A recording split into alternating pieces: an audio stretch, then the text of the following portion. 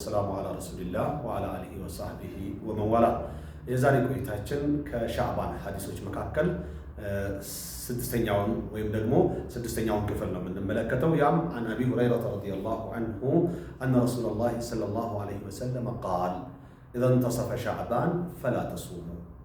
አቡ ሁረይራ እንዳሉት ረመዳን ከተጋመሰ በኋላ አትጹሙ አሉ ረሱል ሻዕባን ከተጋመሰ በኋላ አትጹሙ ብሎ ከልክለዋሉ ይላሉ። አቡ ዳውድ የዘገቡት ዘገባ ነው። ታዲያ ከግማሽ በኋላ መጾም ይቻላል ወይስ አይቻልም የሚለው ላይ ዑለማዎች የተለያዩ ቢሆኑም የረሱል ዓለይሂ ሰላቱ ወሰላም ሐዲስ ግን አመላካች መጾም እንደሚቻል አመላካች ሐዲስ አለ። ያም ምን የሚል ሐዲስ ነው? ከአቡ ሁረይራ የተዘገበ ላ የተቀደመና አሐዱኩም ረመዳን ቢሰውም የውሚን አው የውመይን፣ ረመዳንን በአንድ ቀን ወይም በሁለት ቀን ጾም ቀድሞ እንዳይጀምር ለምናልባት በሚል የሚል ሐዲስ አለ። ከአንድና ከሁለት ቀን በፊት ባለው እንደሚቻል ያሳያል ይህ ሐዲስ ይላሉ።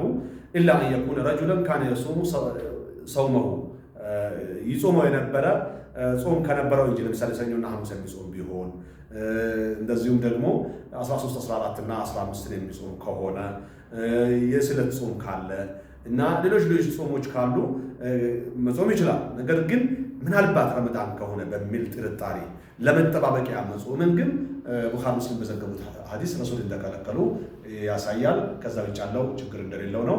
ስለዚህ በዚህ መልክ እኛም ማሳለፍ ይኖርብናል።